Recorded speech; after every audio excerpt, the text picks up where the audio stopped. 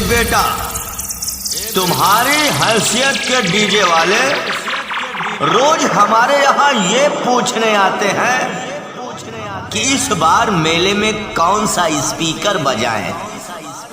औकात में रहो तुम।